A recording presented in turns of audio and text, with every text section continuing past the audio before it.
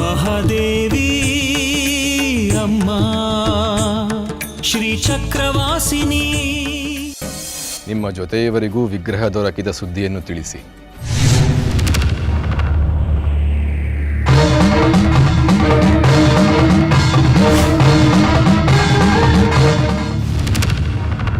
ಪ್ರತಿ ಸಾರ್ತಿ ಶ್ರೀಚಕ್ರ ಎಲ್ಲಿದೆ ಅಂತ ಕೇಳಿದಾಗ ಈ ವಿಗ್ರಹನ ತೋರಿಸ್ತಿದ್ಲು ನನ್ನ ತಾಯಿ.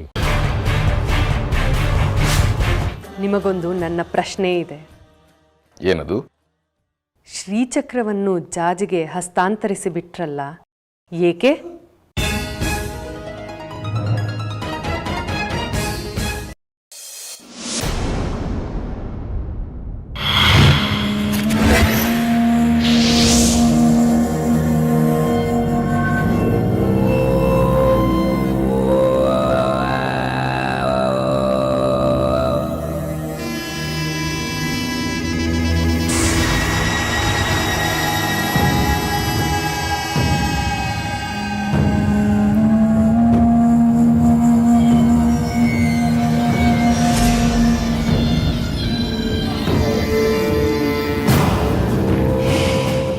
ನನ್ನ ಪ್ರಶ್ನೆಗಳು ನಿನಗೆ ಈಗಾಗಲೇ ತಿಳಿದಿದೆ ತಾಯಿ. ಪ್ರತಿ ಸಾರ್ತಿ ಶ್ರೀಚಕ್ರ ಎಲ್ಲಿದೆ ಅಂತ ಕೇಳಿದಾಗ ಈ ವಿಗ್ರಹನ ತೋರಿಸ್ತಿದ್ದೆ.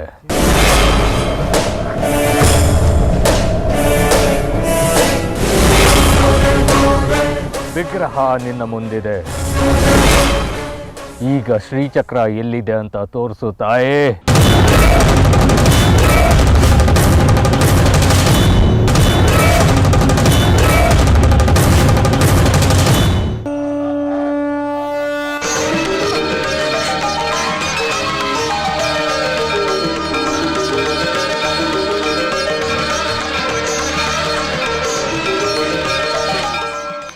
ಯಾಕೆ ತ್ರಿಪುರ ಸುಂದರಿ, ಕೊಡಬಾರದಿತ್ತೆ? ಅವಳೇ ಇನ್ನು ಪುಟ್ಟು ಹುಡುಗಿ. ಶ್ರೀಚಕ್ರ ಸಂಭಾಳಿಸೋ ಅತಿ ದೊಡ್ಡ ಜವಾಬ್ದಾರಿ ಅವಳಿಗೇಕೆ?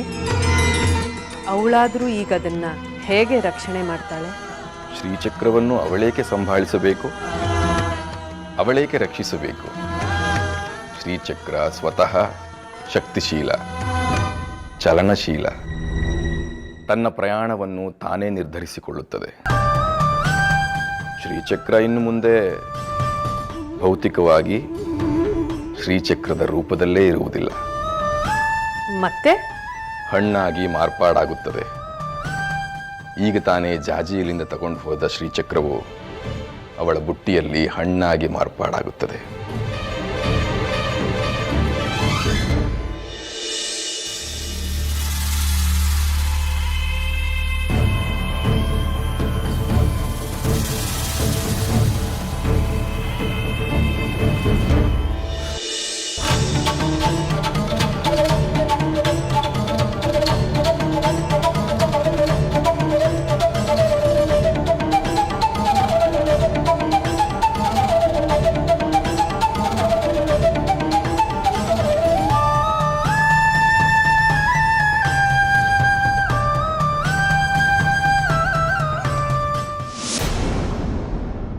ಹೇಳು ತಾಯಿ, ಎಲ್ಲಿದೆ ಶ್ರೀಚಕ್ರ? ಶ್ರೀಚಕ್ರ ಇಷ್ಟು ದಿನ ಇದೇ ವಿಗ್ರಹದ ಕಾಲ ಅಡಿಯಲ್ಲಿ ಸಿಕ್ಕಿ ಹಾಕಿಕೊಂಡಿತ್ತು.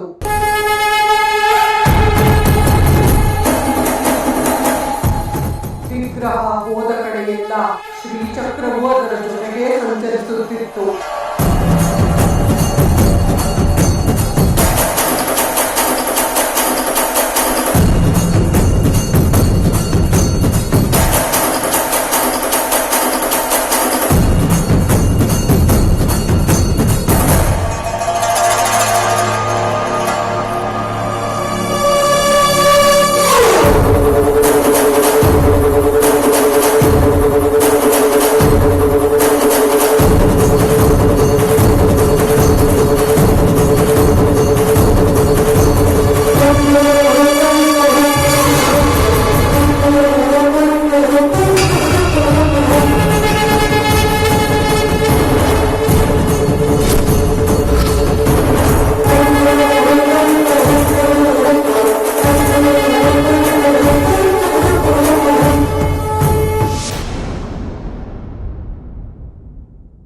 ಅಂದರೆ ಇಷ್ಟು ದಿನ ಈ ವಿಗ್ರಹದ ತಳಭಾಗದಲ್ಲೇ ಶ್ರೀಚಕ್ರ ಇತ್ತ.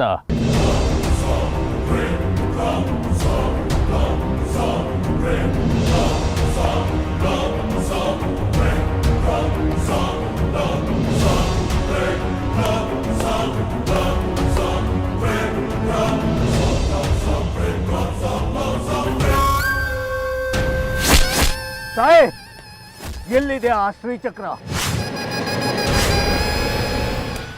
ಈಗ ಶ್ರೀಚಕ್ರ ಇದರ ಜೊತೆಗಿಲ್ಲ. ಈ ವಿಗ್ರಹಕ್ಕೂ ಆ ಶ್ರೀಚಕ್ರಕ್ಕೂ ಈಗ ಯಾವ ನಂಟೂ ಇಲ್ಲ. ಇದರಲ್ಲಿ ಶ್ರೀಚಕ್ರ ಇಲ್ಲ ಅಂದ್ರೆ ಈ ಕೆಲಸಕ್ಕೆ ಬಾರದ ವಿಗ್ರಹನ ಇಟ್ಕೊಂಡು ಏನ್ ಮಾಡ್ಲಿ ನಾನು?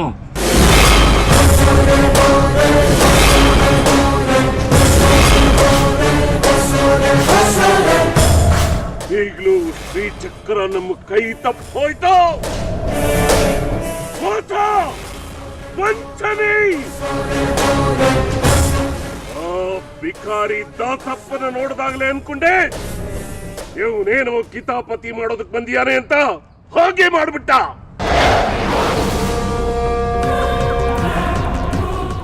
ಇನ್ನು ಈ ವಿಗ್ರಹ ನಮ್ಗೆ ಆಗ್ಬೇಕು. ಇದನ್ನ ಅವನು ಎದೆ ಮೇಲೆ ಬಡಿದು ಬರ್ತೀನಿ.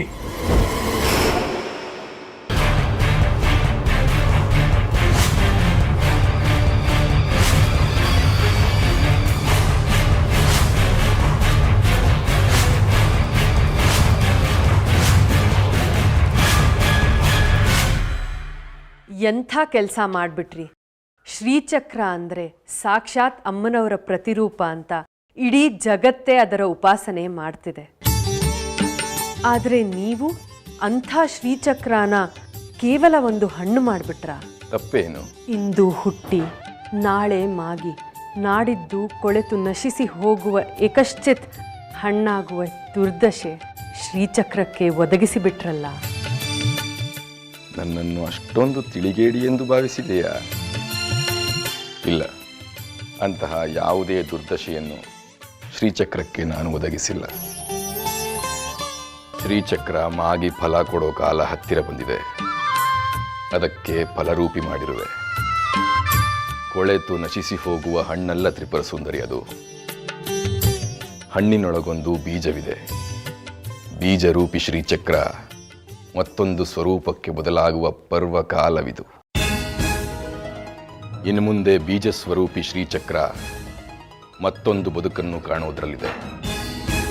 ಮತ್ತೊಂದು ಮಹಾಪ್ರಯಾಣ ಶುರುವಾಗಲಿದೆ. ಅದೆಷ್ಟೆಷ್ಟೋ ಲೋಕ ಕಲ್ಯಾಣಾರ್ಥ ಕಾರ್ಯಗಳಾಗಬೇಕಿವೆ. ಇನ್ನು ಮುಂದೆ ಶ್ರೀಚಕ್ರ ಸ್ವತಃ ದುಷ್ಟರ ಶಿಕ್ಷೆ, ಶಿಷ್ಟರ ರಕ್ಷೆಗೆ ನಿಲ್ಲಲಿದೆ. ನಿನ್ನ ಭಕ್ತರ ಮುಂದೆ ಮಹಾ ಅಧ್ಯಾಯವೇ ತೆರೆದುಕೊಳ್ಳಲಿದೆ. ಸರಿ, ನಾನು ಇಲ್ಲೇ ಇದ್ದರೆ ಸಮಯ ಹೋಗುವುದೇ ಗೊತ್ತಾಗುವುದಿಲ್ಲ. ಬರ್ತೀನಿ.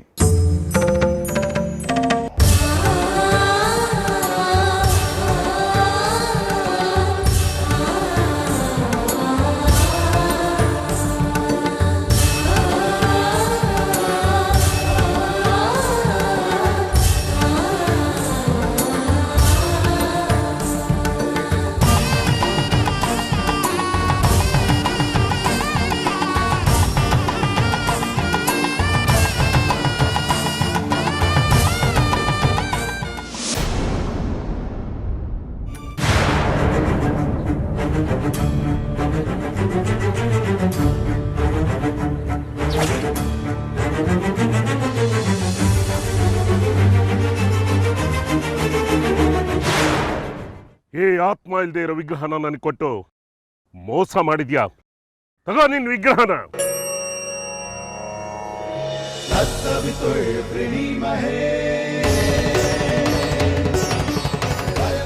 ಯಾರ್ಯಾರು ಏನೇನು ಕೇಳಿದ್ರೋ ಅವರವರಿಗೆ ಅದನ್ನೇ ಕೊಟ್ಟಿದ್ದೇನೆ. ನೀನು ಕೇಳಿದ್ದೇನು? ವಿಗ್ರಹ. ವಿಗ್ರಹವನ್ನೇ ಕೊಟ್ಟಿದ್ದೇನೆ. ಇದೊಳ್ಳೆ ಸರು ಹೋಯ್ತಲ್ಲ. ಆದ್ರೆ ನನಗೆ ಬೇಕಾಗಿರೋದು ಶ್ರೀಚಕ್ರ. ಈಗ ಶ್ರೀಚಕ್ರ ಎಲ್ಲಿದೆ ಅದನ್ನು ಹೇಳೋ. ಅದನ್ನು ಪಡೆಯುವ ಅರ್ಹತೆಗಳು, ಯೋಗ್ಯತೆಗಳು ಯಾರ ಬಳಿ ಇವೆಯೋ ಅವರ ಬಳಿ ಇದೆ. ಒಗಟಾಗ ಮಾತಾಡಿ ಮಾತನ್ನ ಹಾರಿಸ್ಬೇಡ ದಾಸಪ್ಪ.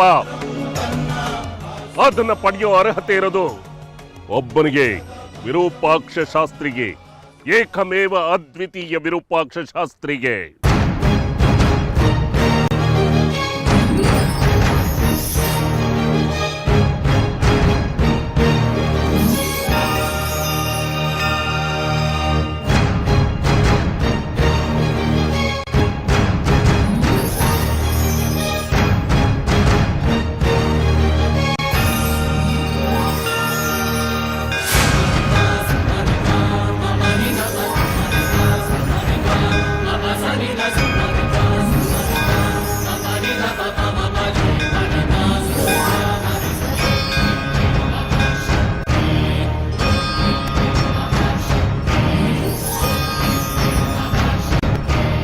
ಅಲ್ಲ ಮಾವ, ಇವ್ರು ಅರಿಹಂತಪುರಕ್ಕೆ ಹೋಗಿ ಎಷ್ಟು ದಿನಗಳಾದವು, ಇನ್ನೂ ಹಿಂದಿರುಗೇ ಬಂದಿಲ್ಲ. ನನಗೆ ಹಗಲು ರಾತ್ರಿ ಇವ್ರದೇ ಚಿಂತೆ ಆಗಿದೆ. ರಾತ್ರಿ ಆದರೆ ಅದೇ ಯೋಚನೆಯಲ್ಲಿ ನನ್ನ ಕಣ್ಣಿಗೆ ನಿದ್ದೆನೇ ಹತ್ತಾ ಇಲ್ಲ. ಎಷ್ಟು ಅಂತ ಅದೇ ದಾರಿನಲ್ಲಿ ಕಣ್ಣಿಟ್ಟು ಕೂತಿರ್ಲಿ ಮಾವ. ಈಚೀಚೆಗಂತೂ ನನ್ನ ಕೈ ಕಾಲೇ ಓಡ್ತಾ ಇಲ್ಲ. ನಿನಗೆ ನಾನು ಆವತ್ತಿಂದ ಹೇಳ್ಕೊಂಡು ಬರ್ತಾ ಇರೋದು ಇದನ್ನೇ. ಅವ್ರು ಹೋಗಿರೋದು ಅಮ್ಮನವ್ರ ಸಂಕಲ್ಪ ನೆರವೇರಿಸೋದಕ್ಕೆ. ಕ್ಷೇಮವಾಗಿ ಎಲ್ಲ ಮುಗಿಸ್ಕೊಂಡು ಬರ್ತಾರೆ. ಅಷ್ಟಕ್ಕೆ ನೀನು ಗಾಬರಿ ಆಗೋಗ್ಬಿಡ್ತೀಯಲ್ಲ. ನಿನ್ನೆ ಹುಣ್ಣಿಮೆ ಅಂದಮೇಲೆ ನಿನ್ನೆ ಎಲ್ಲ ಪೂಜೆ ಮುಗಿದಿರಬೇಕು. ಇವತ್ತು ಶೇಖರಿ, ಜಾಜಿ, ಬಂಗಾರಿ ಎಲ್ಲರೂ ಹಿಂತಿರುಗ್ತಾರೆ. ಅವ್ರು ಹೋದ ಕೆಲಸ ಎಲ್ಲ ಸುಸೂತ್ರವಾಗಿ ಮುಗಿಸ್ಕೊಂಡು ಕ್ಷೇಮವಾಗಿ ಹಿಂದಿರುಗಲಿ ಅಂತ ದೇವಸ್ಥಾನಕ್ಕೆ ಹೋಗಿ ಅಮ್ಮನವ್ರಿಗೆ ಒಂದು ಪೂಜೆ, ಅಭಿಷೇಕ ಬರೆಸ್ಬಿಟ್ಟು ಬಂದ್ಬಿಡು. ಸರಿ ಮಾವ.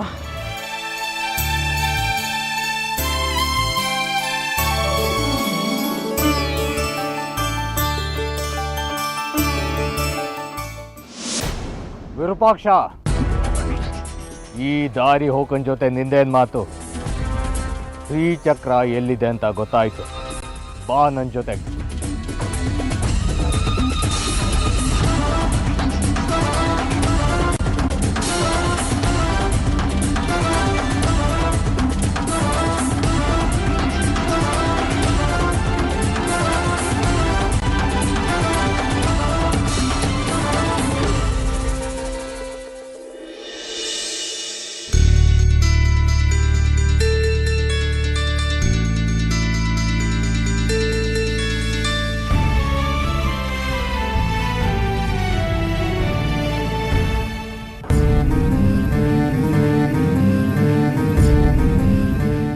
ಈಗ ಅವರು ಜಾಜಿ ಬೆನ್ ಬೀಳ್ತಾರೆ.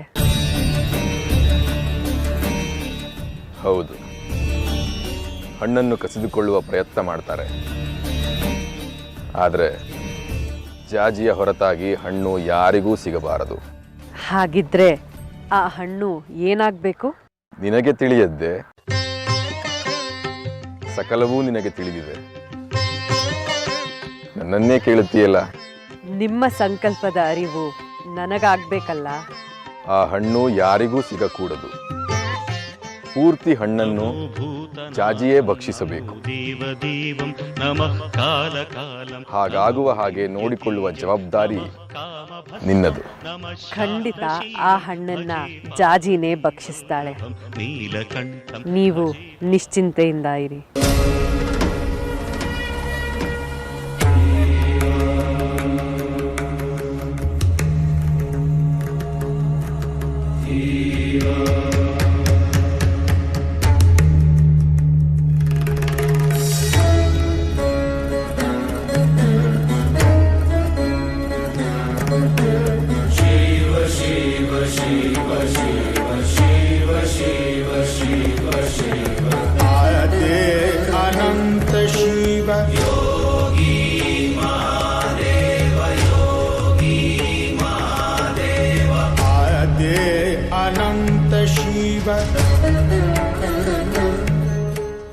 ಈ ತ್ರಿಪುರ ಸುಂದರಿ ವಿಗ್ರಹವನ್ನು ಶಿವಲಿಂಗದ ಮೇಲಿರಿಸು.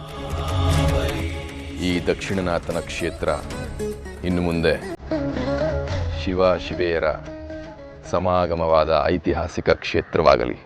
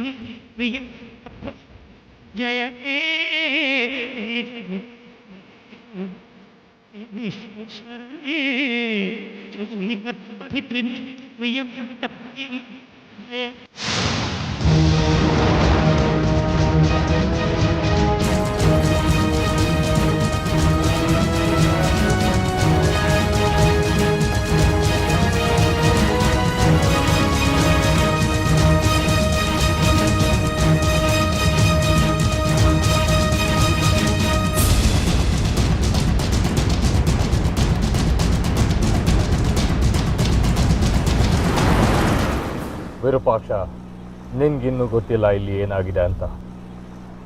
ಅಮ್ಮನವರು ನಮ್ಮ ಕಣ್ ತಪ್ಪಿಸಿ ಆ ಶ್ರೀಚಕ್ರನ ಹಣ್ಣಿನ ರೂಪದಲ್ಲಿ ಮಾರ್ಪಾಡು ಮಾಡಿದ್ದಾರೆ, ಮಾಯಾಜಾಲ ರಚಿಸಿದ್ದಾರೆ.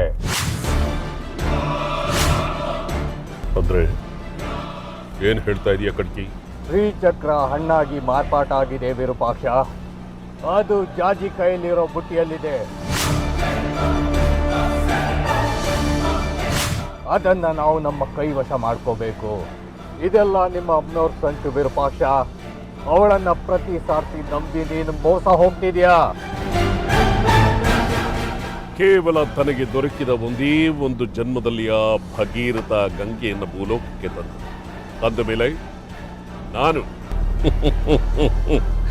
ಜನ್ಮ ಜನ್ಮಾಂತರಗಳಿಂದ ಉಪಾಸನೆಯನ್ನು ಮಾಡಿ ಸಾಧನೆಯನ್ನು ಮಾಡಿ ಶ್ರೀಚಕ್ರಕ್ಕೋಸ್ಕರ ಹಂಬಲಿಸ್ತಾ ಇರೋವನು ನಾನು ಬಿಡ್ತೀನ? ಅದು ಎಂದಿಗೂ ಸಾಧ್ಯ ಇಲ್ಲ ಕಡಿಕೆ. ಇಷ್ಟರಲ್ಲೇ ನಿರ್ಧಾರ ಆಗುತ್ತೆ ಅಮ್ಮನವರ ಇಲ್ಲ ನಾನ ಅನ್ನೋದು.